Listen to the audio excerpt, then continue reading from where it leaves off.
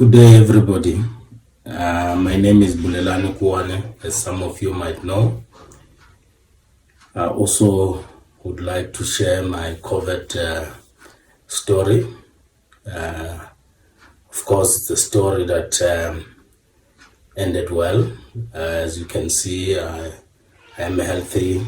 I'm as energetic as ever, and feeling lucky and feeling blessed to be still alive.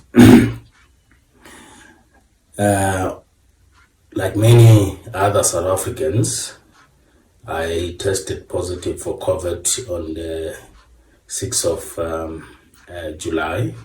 This was after I had flu-like symptoms for about a week, and my wife actually had similar symptoms a week before that, but has quickly cleared, and we thought that it was just normal flu. It's the same as for me. I thought it was a normal flu, although I went to see my doctor, and we convinced each other that this was just a normal flu. I have a good relationship with my doctor, but I think we kind of missed the point this time around. Of course, receiving the news of being COVID positive is devastating.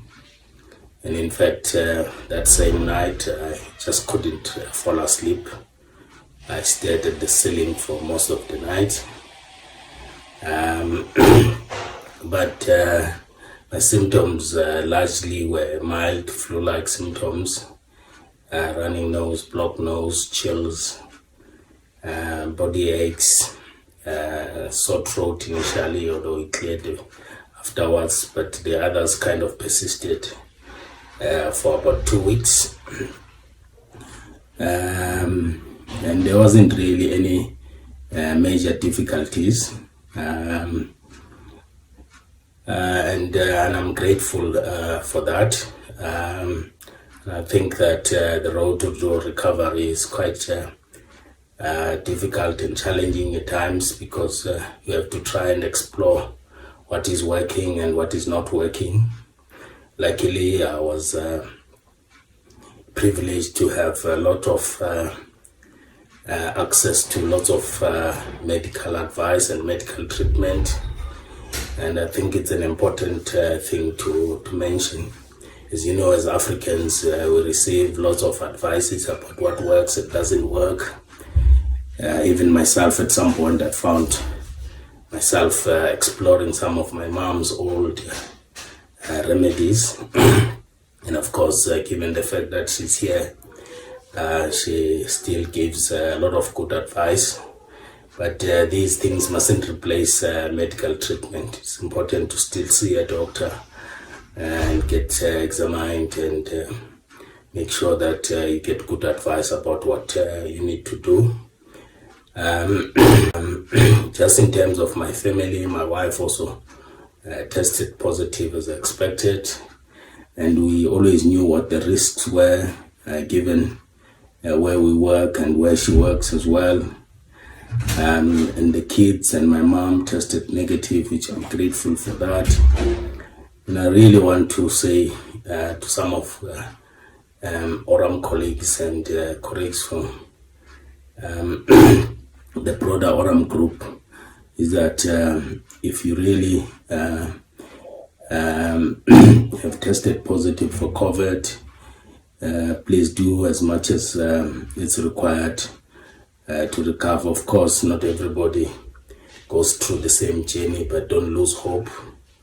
And I think it's important to fight and keep fighting.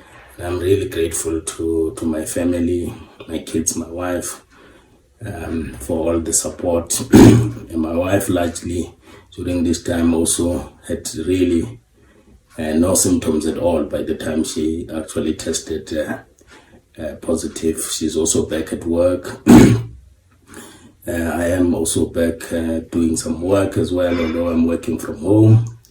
And I would really like to encourage that it's still important to do the preventative measures that we know about: washing hands, sanitizing our hands, wearing of mask and social distancing.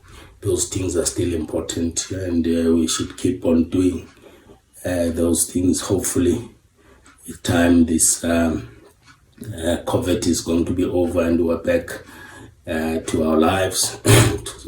Some of our colleagues who are still battling, I really hope that you'll recover quite soon.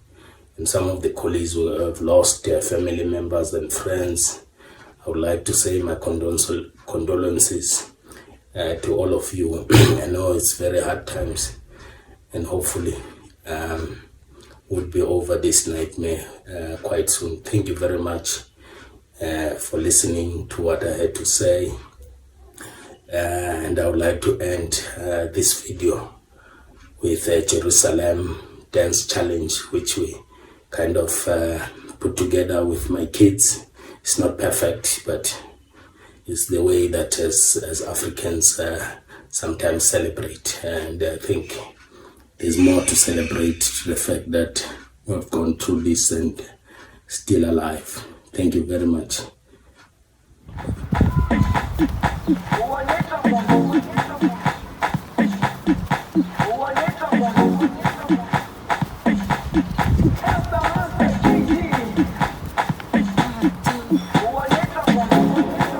Jerusalema ikayalami ilondoloze uhambe nami zungangishilana. Jerusalema ikayalami ilondoloze uhambe nami zungangishilana. Dawo yami ayikholana, buso wami awukholana. Ilondoloze